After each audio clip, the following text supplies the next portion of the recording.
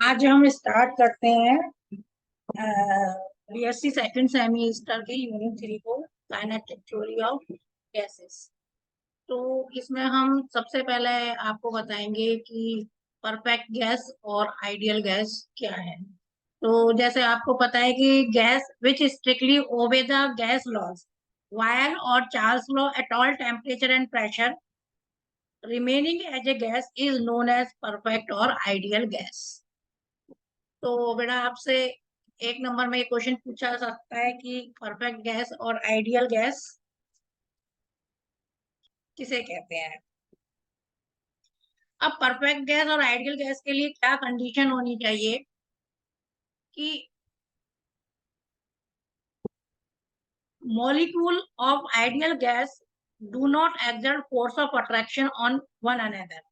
जो गैस के मॉलिक्यूल हैं वो एक दूसरे पर फोर्स नहीं लगाएंगे, फोर्स ऑफ अट्रैक्शन उनके बीच नहीं होगा, और उनके मॉलिक्यूल में जो काइनेटिक एनर्जी होगी वो केवल टेम्परेचर पर डिपेंड करेगी। For one mole gas off ideal gas equation हमारी होती है पीवी बराबर एनआरटी, लेकिन चूंकि हमने वन मोल गैस ली है तो उसके लिए एन की वैल्यू 1, तो एक मोल के लिए हमारी जो इक्वेशन होगी वो क्या होगी, पीवी बराबर आरटी। अब देखिए काइनेटिक थ्योरी के आधार पर मैटर की 3 स्टेट होती हैं, जैसा कि आप लोग जानते हैं। कौन कौन सी होती हैं? सॉलिड, लिक्विड और gas.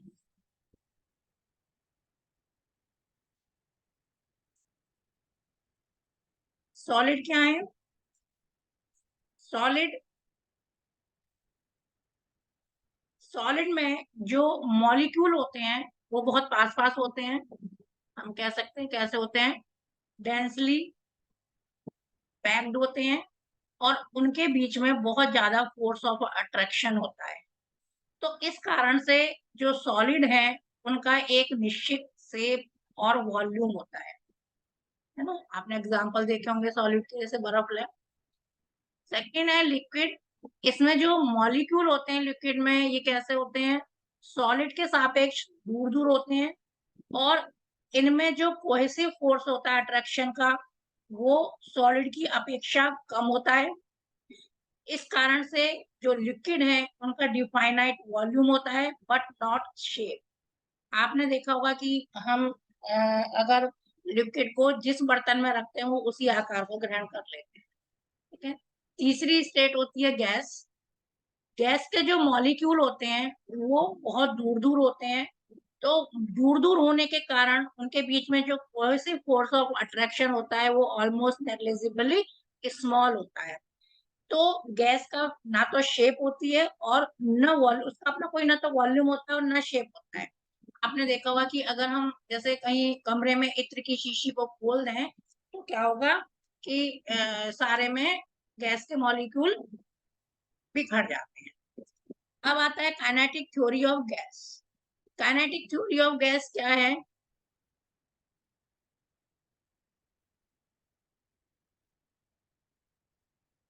Kinetic theory of gases, इसके कुछ फंडामेंटल एजम्पशन है जो हम लोगों ने मान ली है।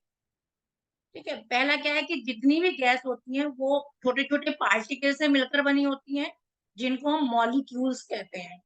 और ये जो मॉलिक्यूल होते हैं गैस के, ये आइडेंटिकल होते हैं, इसमें शेप में और साइज में एक दूसरे के कैसे होंगे, आइडेंटिकल होंगे, और perfectly rigid and elastic sphere होते हैं।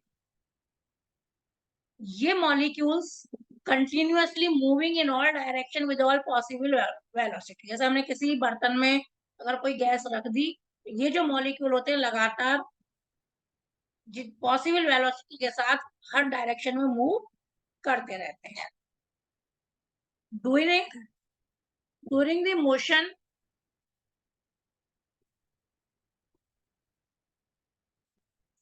During the motion of molecule collide with each other and also with the wall of the vessel। जब बर्तन के अंदर मॉलिक्यूल मोशन कर रहे हैं तो वो आपस में टकराते हैं और साथ ही साथ बर्तन की दीवार से टकराते हैं।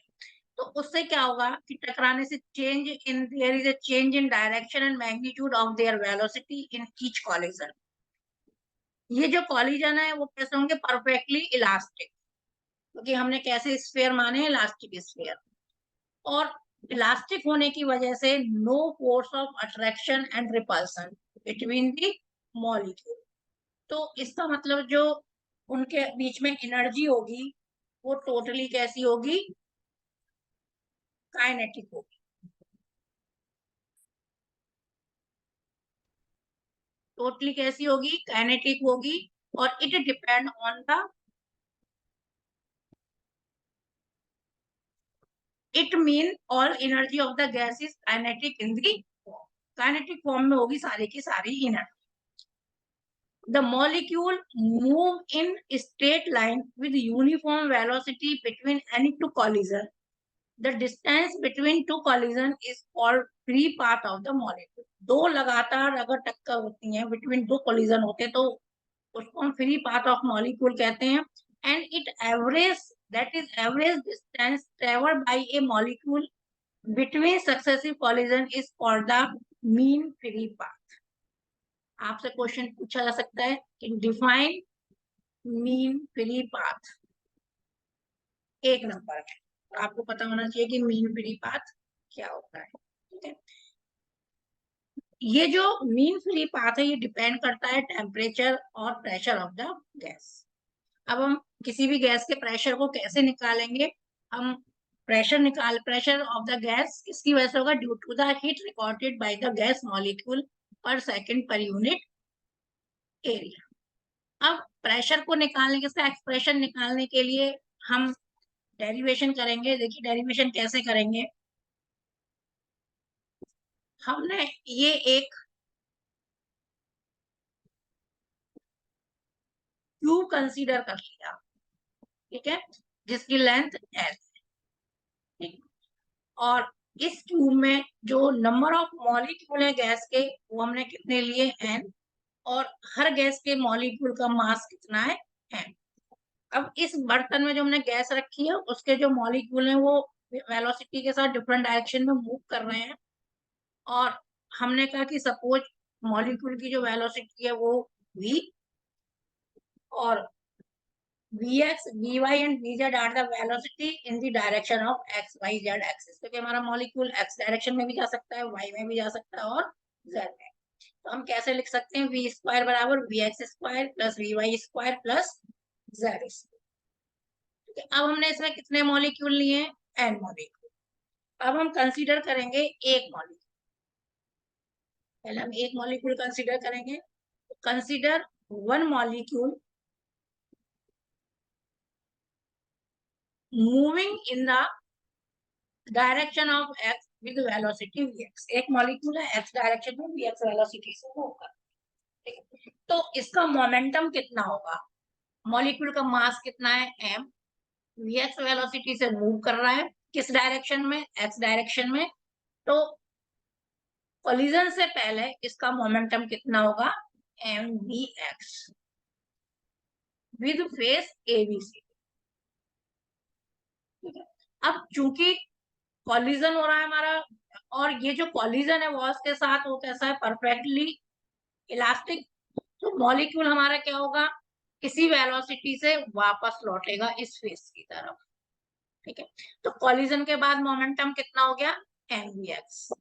वेलोसिटी वही है, मास वही है, लेकिन क्या होगा? डायरेक्शन चेंज हो। सो चेंज इन मोमेंटम हो गया mvx माइनस माइनस mvx। ये कितना हो गया चेंज इन मोमेंटम? 2mvx। अब क्या होगा?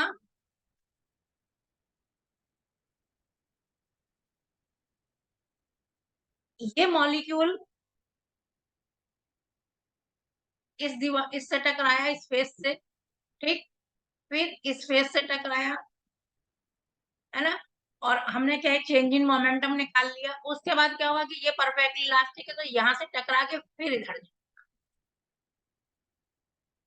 ठीक है। तो वापस से किस फेस की तरफ जाएगा? एबीसीडी फेस की तरफ वापस जाएगा।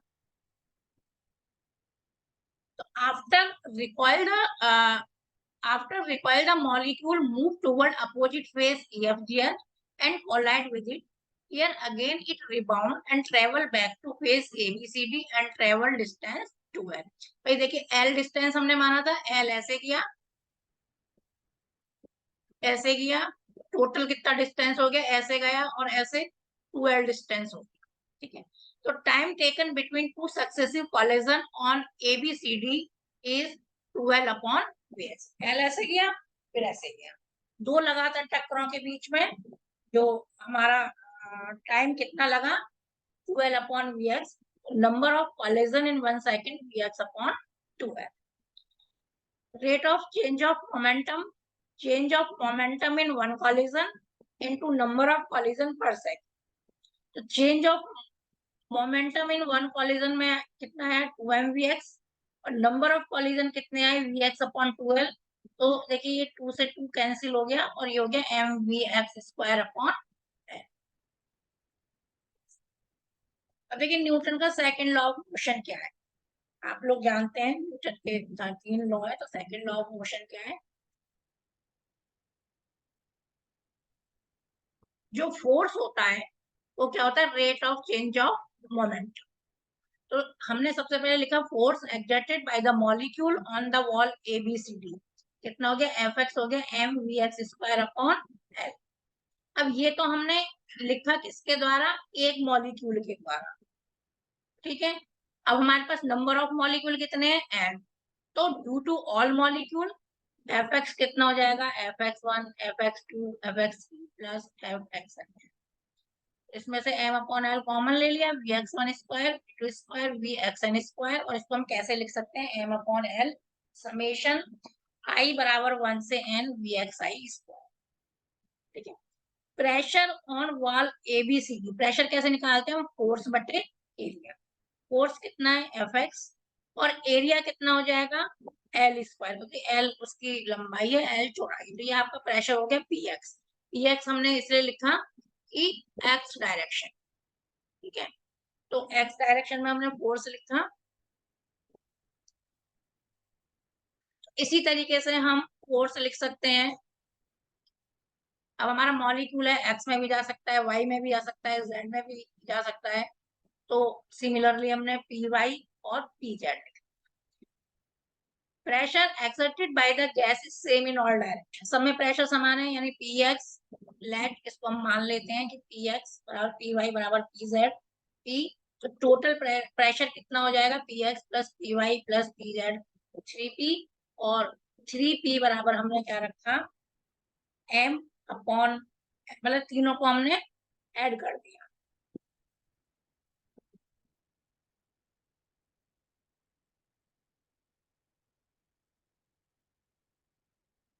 देखिए 3p बराबर हो गया m upon L Q sigma i बराबर 1 से n vxi square plus m upon L Q sigma i बराबर 1 से n vi square plus m upon L Q sigma i बराबर 1 से n v स्क्वायर zi, यानी हम 1 से लेके n तक ले सकते हैं, यानी इसको हम बाद में यहाँ हमने m अपॉन एल क्यू 3 इधर आ गया, तो इसको हमने कैसे लिखा vx1 square plus vx2 square plus dot dot vxn square vy1 square plus vy2 square plus dot dot vyn square plus vz1 square plus vz2 square plus vzn square m upon 3l Q. अब देखो पहले पहले value की हमने x y z direction एक साथ ले ली, vx1 square vy1 square vz1 square, similarly v this and this, similarly इस तरीके से हमने इसको लिख लिया।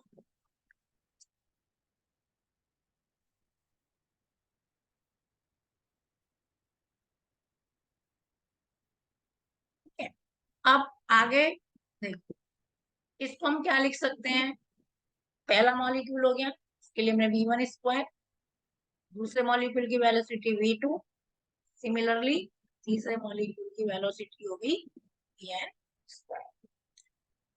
अब देखिए एल क्यू क्या है इसमें, एल क्यू जो हमारा वेसल था उसका वॉल्यूम हो गया, यानी हमने वेसल के रूप में क्यूब माना था, एल क्यूब क्या हो गया, वॉल्यूम ऑफ द, तो इसको हमने m अपॉन 3v, और ये क्या चीज हो गई, ये हो गई एवरेज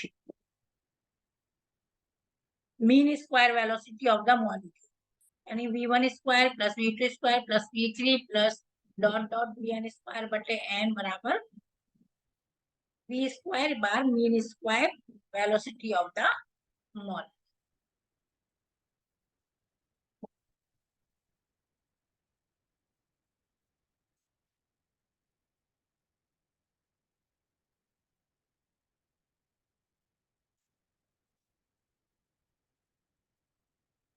ठीक है, अब देखिए P बराबर हो गया mn अपॉन 3v v। देखिए ये आपको ये थोड़ा डिफरेंस है, ये वॉल्यूम है और ये क्या है, mean square velocity of the molecule. If m be the mass of the gas then m बराबर हो गया m। देखिए एक वन मॉलिक्यूल का मास कितना था, mass of one molecule m, ठीक है, और टोटल नंबर ऑफ मॉलिक्यूल कितने थे n, तो टोटल मास कितना हो गया m इंटू n, ये मास हो गया, और इसको हम वॉल्यूम से डिवाइड कर दें तो डेंसिटी क्या हो गया mn अपॉन, ये हमारी डेंसिटी आ गई ऑफ द गैस, मास पर यूनिट वॉल्यूम। आपको मालूम है ना कि डेंसिटी बराबर क्या होता है, मास पर वॉल्यूम। ठीक है, डेंसिटी आगे जो हमारा फॉर्मूला क्या हो गया, P बराबर 1/3, और mn अपॉन v की जगह हम क्या लिख सकते हैं वो, और ये हमारा क्या हो गया v स्क्वायर एवरेज यानी mean square velocity of the molecule. इसको हम, it can be written as also, कैसे लिख सकते हैं इसको,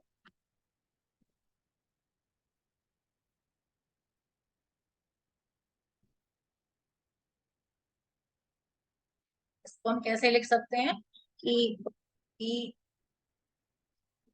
P बराबर 2/3 1/2 रो वी स्क्वायर, और ये क्या चीज हो जाएगी, काइनेटिक एनर्जी पर unit volume of the gas.